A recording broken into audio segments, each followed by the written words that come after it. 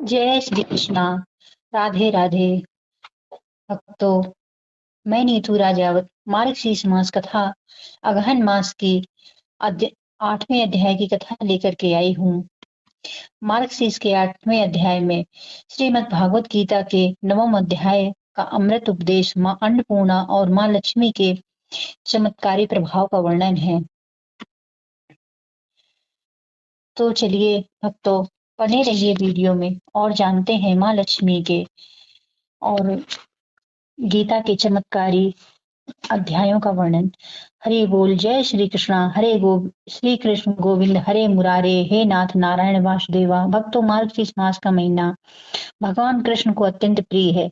स्वयं श्री कृष्ण ने गीता में कहा है, मासा नाम मार्गशीर्षो हम, अर्थात मैं महीनों में मार्गशीर्ष हूँ। इस मास में जो भक्त भगवान का नाम स्मरण करते हैं, जो गीता पाठ करते हैं, उनके जीवन में स्वयं प्रभु उतर आते हैं।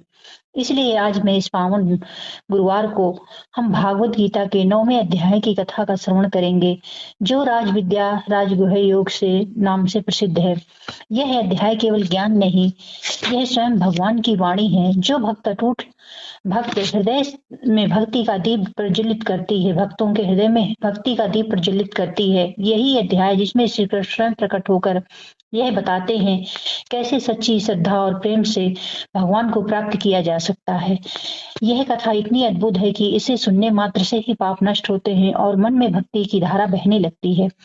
कथा का आरंभ कुरुक्षेत्र के रणभूमि से होता है, जहां अर्जुन के मन में एक गूढ़ प्रश्न उठता है, हे माधव, आप कहते हैं कि भक्ति सबसे श्रेष्ठ है, लेकिन भक्ति इतनी महान क्यों है?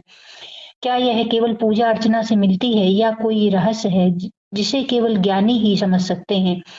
तब भगवान श्री कृष्ण मुस्कुराते हुए कहते हैं, उनका मुख सूर्य के समान दीप्त हो उठा और वे कहते हैं, हे अर्जुन, अब मैं तुझे ज्ञान बताऊंगा जो इस संसार में सबसे पवित्र, सबसे गुप्त और सबसे महान है। यह ज्ञान नित्य और इसे जानकर तू भी दुखों और पापों से मुक्त हो जाएगा। हे अर्जुन, यह जो राज विद्या है, यह ज्ञानों का राजा है, क्योंकि यह मनुष्य को सीधे मेरे पास तक ले आता है। और राजगुह है, क्योंकि इतना सरल होते हुए भी सबको समझ नहीं आता। जो मुझे प्रेम से भजता है वही इसे समझ पाता है। श्री कृष्ण आगे कहते हैं, अर्जुन, यह समस्त जगत मुझ में व्याप्त है। मैं इस सृष्टि के कण कण में विद्यमान हूँ। मैं ही अग्नि हूँ जो पेट में जलती है। मैं ही वायु हूँ जो प्राणों को गति देती है। मैं ही जल हूँ जो प्यास को बुझाता है। और मैं ही प्रकाश हूँ जो अंधकार को मिटाता है। लेकिन जो लोग मेरी माया में फंसकर मुझे नहीं पहचानते, वे केवल बाह्य रूप को ही देखते हैं और यह भूल जाते हैं कि हर प्राणी के भीतर मैं ही हूँ, किसी न किसी रूप में हूँ। मैं ही किसी के भीतर शत्रु हूँ, किसी का पक्षपाती नहीं। मैं किसी का शत्रु नहीं हूँ, किसी का पक्षपाती नहीं हूँ। मैं सबके लिए समान हूँ। परंतु जो मुझे प्रेम से याद करता है, मैं उसी का हो जाता हूँ। भगवान कहते हैं, हे अर्जुन, यह संसार कर्मों से बंधा है। जो व्यक्ति केवल अपने लाभ के लिए कर्म करता है, वह बार बार जन्म मरण के चक्र में फंसता है। लेकिन जो व्यक्ति कर्मों को मुझे समर्पित कर देता है, वह इस चक्र से मुक्त हो जाता है, क्योंकि कर्म वही सफल है जो ईश्वर को अर्पित किया जाए। अर्जुन पूछता है, प्रभु, यदि कोई गरीब है और जिसके पास देने को कुछ नहीं है, तो क्या वह भी आपको प्राप्त कर सकता है? श्री कृष्ण हंसते हुए कहते हैं, अर्जुन, मैं तो प्रेम का भूखा हूँ। पत्रम पुष्पम फलम तोयम यो भवत्या प्रयच्छति तदानम भक्ति युतहम आश्रमम प्रत्यानम। जो भी भक्त मुझे प्रेम पूर्वक अर्पण करता है, मैं उसी को प्रेम से स्वीकार करता हूँ। मैं उस वस्तु को नहीं देखता हूँ, मैं उस भावना को नहीं देखता हूँ जिसमें वह मुझे अर्पित की गई है। यदि भक्त मुझे केवल तुलसी का एक पत्ता भी श्रद्धा से चढ़ा देता है, तो मैं उसे अपने हृदय से लगाता हूँ। कृष्ण आगे कहते हैं, अर्जुन, जो लोग सोचते हैं कि मैं केवल बड़े यज्ञों और व्रतों से प्रसन्न होता हूँ, लेकिन यह नहीं। मैं तो उस व्यक्ति से प्रसन्न होता हूँ जो सत्य बोलता है, जो सब प्राणियों में समान भाव रखता है, जो किसी से द्वेष नहीं करता और जो मुझे हर रूप में देखता है। ऐसा भक्त चाहे किसी भी कुल में क्यों न जन्मा हो, मैं उसे अपना मान लेता हूँ। यहाँ तक कि यदि कोई पापी भी मुझे पूरे हृदय से मेरी शरण में आता है, तो शीघ्र वह भी धर्मात्मा बन जाता है, क्योंकि मैं किसी जाति कर्म स्थिति नहीं देखता, किसी की जाति कर्म स्थिति नहीं देखता, मैं केवल हृदय देखता हूँ। अर्जुन ने कहा, हे प्रभु, यह तो अत्यंत अद्भुत है, आपके तो सब हितकारी हैं। तब श्री कृष्ण बोले, अर्जुन, जो मनुष्य मुझे निरंतर स्मरण करता है, जो सच्चे मन से भक्ति करता है, उसका योगक्षेम मैं स्वयं वाहन करता हूँ। अर्थात जो भक्त मेरे हैं, उनके लिए मैं स्वयं व्यवस्था करता हूँ, उन्हें जो चाहिए देता हूँ और जो उनके पास है उसकी रक्षा करता हूँ। यही मेरा वचन है। और जो कि भक्त कभी नष्ट नहीं होते, जो मुझे सच्चे मन से पुकारता है, मैं उसके जीवन में किसी न किसी रूप में उपस्थित हो जाता हूँ। कभी मित्र बनकर, कभी पिता बनकर, कभी माता बनकर, कभी गुरु बनकर। कृष्ण आगे कहते हैं, अर्जुन, यह संसार मेरे अधीन है। जैसे प्राणियों की माला, मणियों की माला धागे में पिरोई जाती है, वैसे ही ये सृष्टि मुझ में पिरोई हुई है। मनुष्य मुझसे अलग नहीं है, केवल माया का पर्दा उन्हें भ्रमित कर देता है। इसलिए जो इस पर्दे को हटा देता है, वह हर जगह मुझे देखता है। वही सच्चा ज्ञानी और सच्चा भक्त कहलाता है। ऐसे भक्तों को मैं स्वयं प्राप्त हो जाता हूँ, क्योंकि वह मुझ में और उस उनमें मैं समा जाता हूँ। तब भगवान ने कहा, अर्जुन, ज्ञान इतना पवित्र है कि जो इसे समझ लेता है, उसका जन्म केवल मोक्ष के लिए होता है, फिर वह कभी संसार के बंधन में नहीं पड़ता। इसलिए हे अर्जुन, यह ज्ञान दूसरों को भी बताना, ताकि वह जान सकें कि भक्ति का मार्ग सच्चा है और श्रद्धा ही सबसे बड़ी भक्ति है, शक्ति है। भगवान बोले, हे अर्जुन, यह अध्याय मार्गशीर्ष मास में यदि कोई श्रद्धा से सुनता है, तो मैं उसके स्वयं द्वार पर जाता हूँ। जो इस अध्याय का पाठ गुरुवार को करता है या सुनता है, उसके घर में कभी दरिद्रता प्रवेश नहीं करती, उसका परिवार सदैव सुखी रहता है, उसके सारे पाप नष्ट हो जाते हैं। अर्जुन ने कहा, प्रभु, अब मैं समझ गया कि भक्ति का अर्थ केवल पूजा नहीं, भक्ति हर श्वास में आपका स्मरण करना है, हर कर्म आपको अर्पित करना है। तब श्री कृष्ण बोले, हाँ अर्जुन, जो मेरे प्रति प्रेम रखता है, वही मुझे पाता है। यही राज विद्या है, यही राजगुहा है, और यही सच्चा धर्म है। जो भक्त सच्चे मन से मेरे नाम का जप करता है, मैं उसका मार्गदर्शन स्वयं करता हूँ। उसके लिए संसार की हर कठिनाई आसान हो जाती है। कृष्ण ने अंत में कहा, अर्जुन, तू अपने मन को मुझ में लगा दे, मुझ पर श्रद्धा रख, मुझको भज और मेरी शरण में आ। ऐसा करने से तू निश्चित रूप से मुझे प्राप्त कर लेगा, क्योंकि ये मेरा अटल वचन है। यही 9वां अध्याय का सार है। जो इस कथा को मार्गशीर्ष मास में गुरुवार को पढ़ता है या सुनता है, उसका जीवन पवित्र हो जाता है, उसके घर में लक्ष्मी का वास होता है, उसके पूर्वज स्वर्ग को प्राप्त होते हैं और वह स्वयं भगवान श्री कृष्ण के सानिध्य को प्राप्त करता है। इस प्रकार भगवान श्री कृष्ण ने अर्जुन को यह परम रहस्य बताया, जो ज्ञानों का राजा और प्रेम का सार है। यही राज विद्या, राजगुह योग कहलाता है। इसलिए भक्तों, पावन मार्गशीर्ष मास में हर गुरुवार को इस अध्याय का स्मरण करें, तुलसी दल चढ़ाएं, एकाग्र होकर भगवान का नाम जपें, जिसमें जीवन के ज्ञान की ज्योति और भक्ति की अमृत धारा प्रवाहित होती रहे। हरि नाम ही सच्चा सहारा है, हरि नाम ही जीवन का सार है। जय श्री कृष्ण गोविंद हरे मुरारे, जय जय श्री हरि, जय जय श्री महालक्ष्मी माता की। मार्गशीर्ष मास के पवित्र गुरुवारों का यह व्रत संपूर्ण सृष्टि को समृद्धि, सौभाग्य और शांति प्रदान करने वाला माना गया है।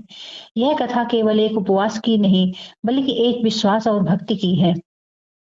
माता लक्ष्मी के साक्षात कृपा प्रसाद की अमृत गाथा यह कथा, जो महालक्ष्मी की कृपा से जीवन में हर दुख और दरिद्रता हर कर कलेश को दूर करती है और सुख, शांति, वैभव, ऐश्वर्य और संपन्नता के द्वार खोल देती है। जो भक्त सच्चे मन से इस व्रत को करता है, उसकी हर इच्छा पूर्ण होती है। कहा गया है, ओम धन धन प्रदाय नमो नमः। जो भक्त श्रद्धा और प्रेम से इस व्रत को करता है या कथा का श्रवण करता है, उसकी सभी मनोकामनाएं पूर्ण होती हैं, उसके दुख और दरिद्रता नष्ट हो जाती है और घर सदा माँ लक्ष्मी का वास होता है, उसके घर में सदा माँ लक्ष्मी का वास होता है।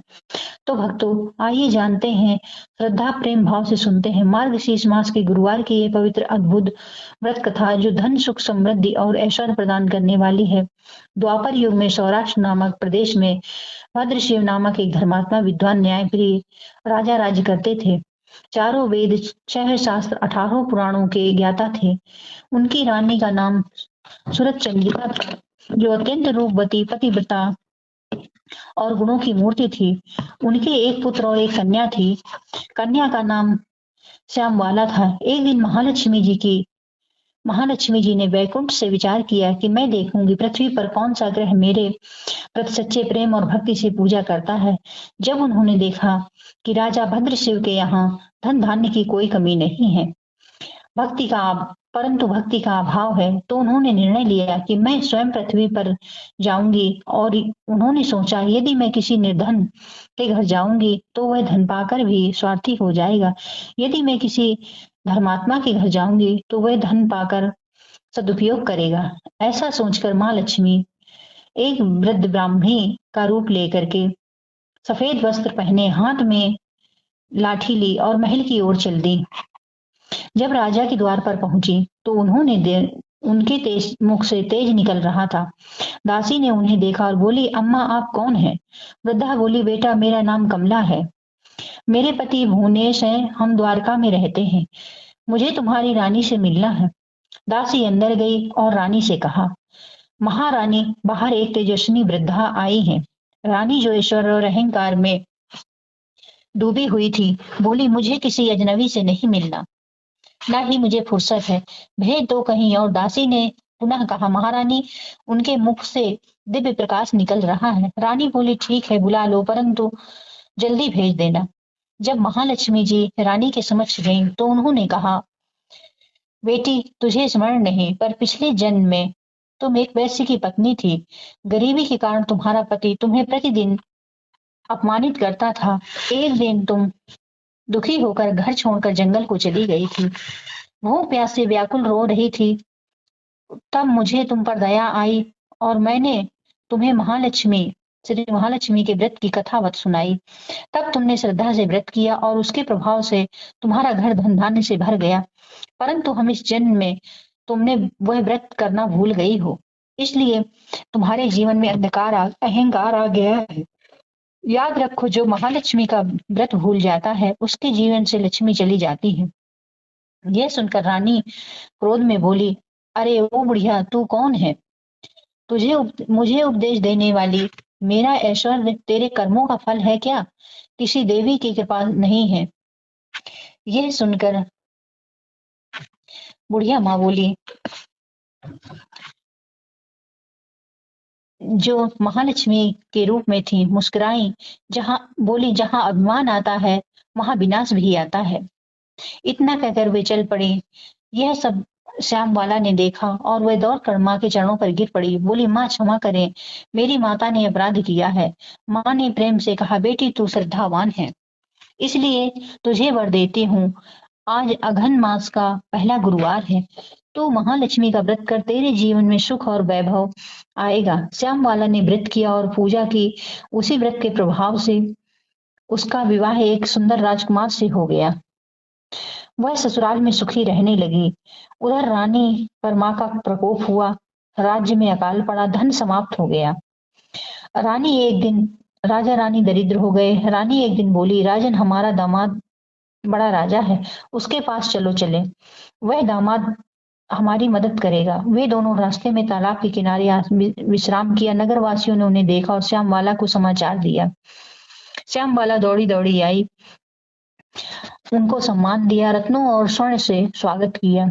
जब राजा रानी घर लौटे तो देखा कि स्वर्ण की जगह घड़े में कोयले भरे हैं।